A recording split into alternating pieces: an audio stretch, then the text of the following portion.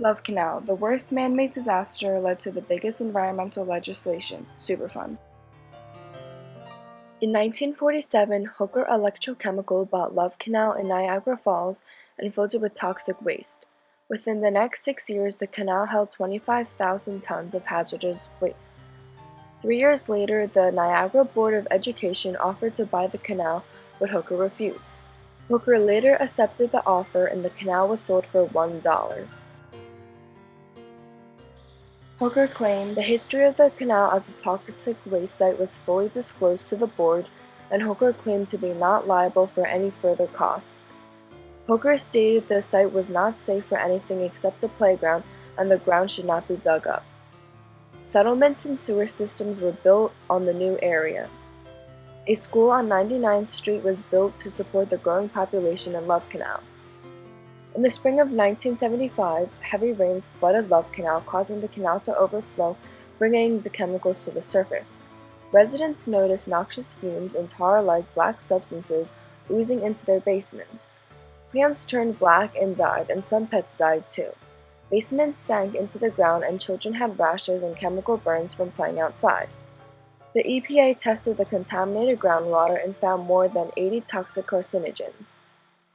Local officials did not take the issue seriously and even mocked residents' fear and took little action. Higher rates of miscarriages, stillbirths, birth defects, chromosomal damage, cleft palate, extra fingers and rows of teeth, retardation, nerve damage, and liver disorders were very clear in residents living closer to the canal. Officials suggested that pregnant women and young children leave the area immediately, but very few families could afford the cost of moving on top of the lack of buyers for their homes. Homeowners felt blindsided due to the fact that they had no knowledge about the history of Love Canal.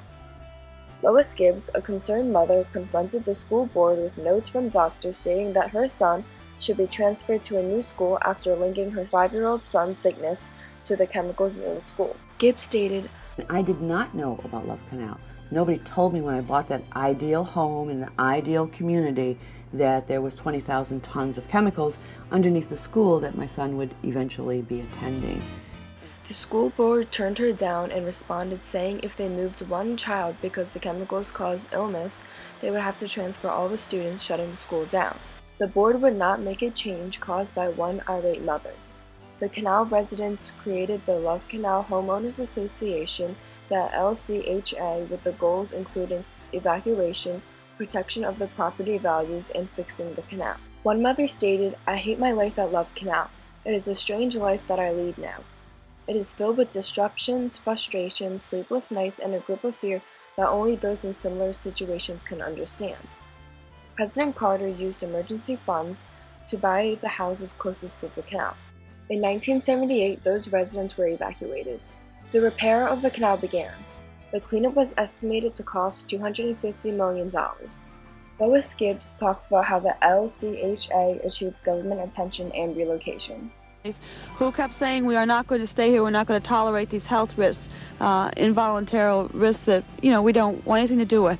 And just persistent, badgering government, fighting, trying to prove there's a health problem and eventually proving there is a health problem in Love Canal, finally got us out of Love Canal, got us the option to leave. 2 years later, a second evacuation was implemented.